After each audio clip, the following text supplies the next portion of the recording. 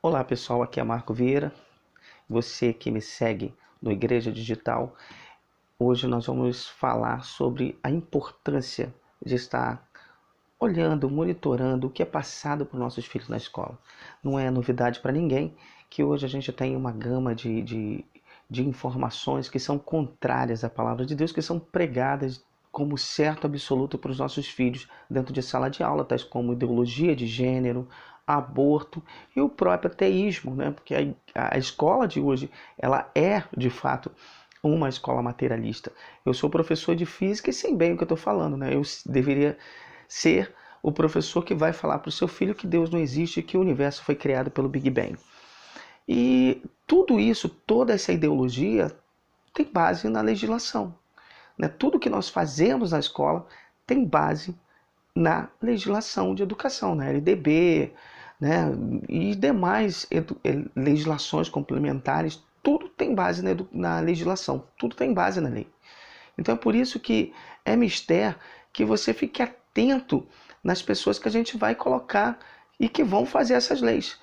Hoje você vai entender num documentário que eu vou exibir daqui a pouco o porquê que o Paulo Freire, que é um dos pensadores principais que norteiam a nossa legislação, o porquê que a ideia dele é tão ruim. Né? Eu não vou dizer para você que hoje ele é considerado como o pedagogo do amor, né? Criador da pedagogia do amor. Gente, isso tudo é bonito. Ninguém quer um aluno sendo oprimido dentro de sala de aula. Tem até um livro que fala sobre isso, que é a pedagogia do oprimido. Ninguém quer um professor que bata com régua no aluno, ninguém quer um professor que humilhe o aluno dentro de sala de aula. As pessoas querem intercâmbio, né? O convívio social dentro de sala de aula, e ele de fato fala sobre isso.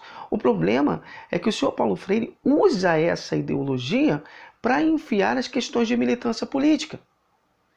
Na verdade, Paulo Freire nunca quis criar pessoas que pensassem que seria a ideia da escola, né? Das universidades, por exemplo, você desenvolver o debate e o pensamento, a pluralidade de ideias.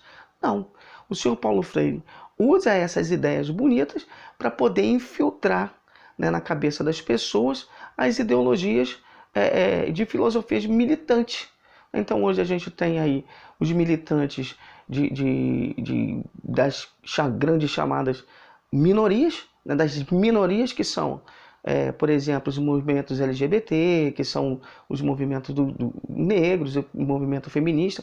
Não estou aqui negando o direito de ninguém, eu estou falando da politização disso, né, de uso até dos movimentos que são ideias, que são direitos, e direito é inerente ao ser humano, que eles são politizados, e essa ideologia toda, ela se infiltra e subverte a cabeça dos nossos alunos. Não é à toa que quando você tem o seu filho criado na igreja desde pequeno, quando chega na adolescência, ele literalmente abandona a fé, abandona tudo, e às vezes a gente acha que é só os amigos, mas não.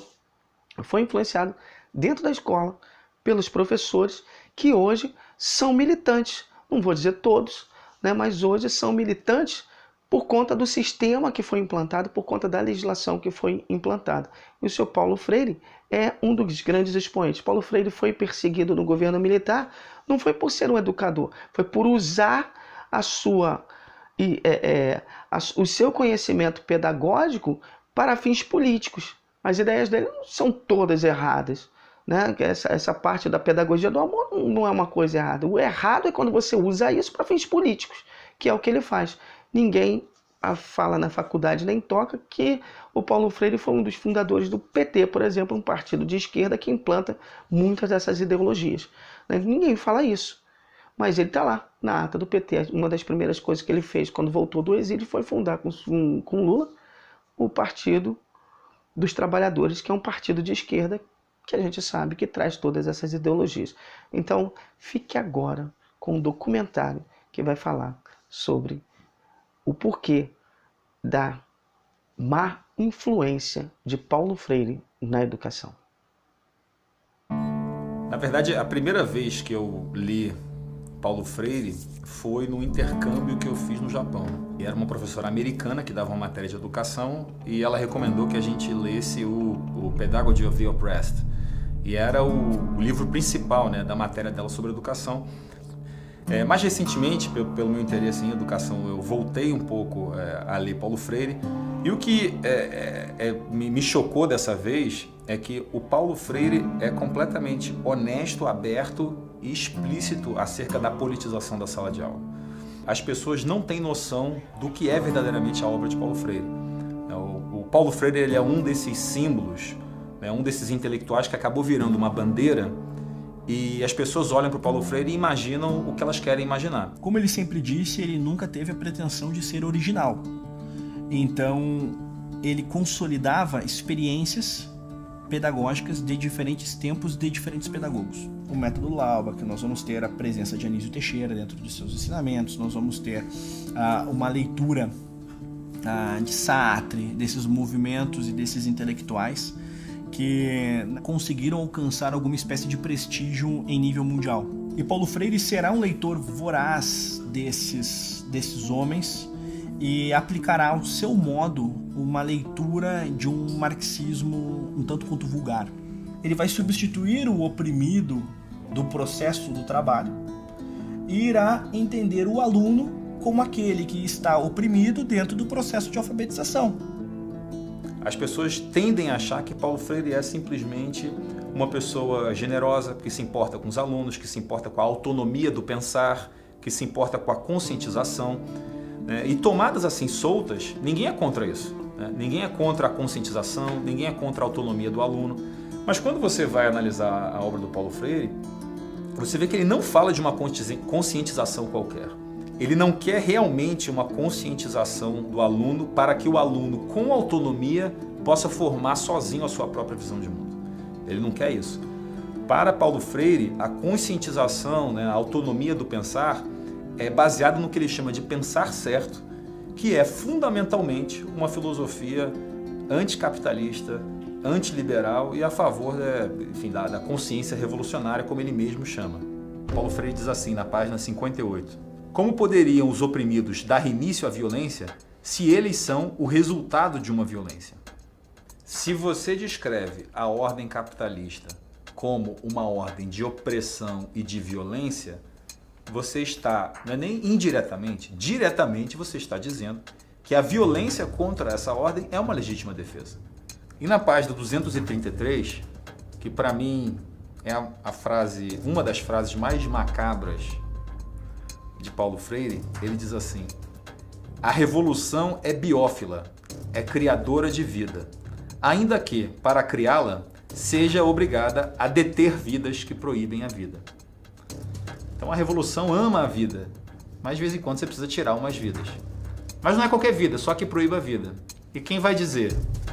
A revolução. Por isso que eu chamo a pedagogia do oprimido como mini manual do guerrilheiro educador. Porque é Marighella falando. Marighella não fosse escrever sobre educação, não escreveria diferente. E aí, ele começa a falar do Che Guevara, né, que Che Guevara teve de lidar com isso, né, com pessoas que saíram, desertaram a guerrilha e foram denunciadas. Ele diz assim, na página 231. Algumas vezes no seu relato, ao reconhecer a necessidade da punição ao que desertou para manter a coesão e a disciplina do grupo, reconhece também certas razões explicativas da deserção. Uma delas, diremos nós, talvez a mais importante, é a ambiguidade do ser do desertor, né? Essa coisa do cara que quer lutar, mas na verdade tem a sombra do opressor dentro de si próprio, e aí o cara, na verdade, ele não sabe o que ele quer de verdade. Então ele precisa do Paulo Freire, ele precisa dos educadores, ele precisa da liderança revolucionária que vai dizer o que ele precisa. E para dar o contexto desse episódio aqui, que Paulo Freire se refere a Che, né, ele é um episódio da época da guerrilha, em que havia um soldado do grupo de Che Guevara, chamado Wong, que fugiu, né, que desertou, e aí dois soldados foram mandados para tentar recuperar, resgatar ou encontrar essa pessoa, né? E aí uma dessas duas pessoas quis desertar também e comentou com a outra. E aí essa outra pessoa assassinou essa pessoa que quis desertar, e aí o Che Guevara reúne a tropa para explicar a necessidade de você punir com a morte as pessoas que desertassem a guerrilha. Quando Che Guevara discursou na ONU, ele deixou bem claro que fuzilava e que continuaria fuzilando.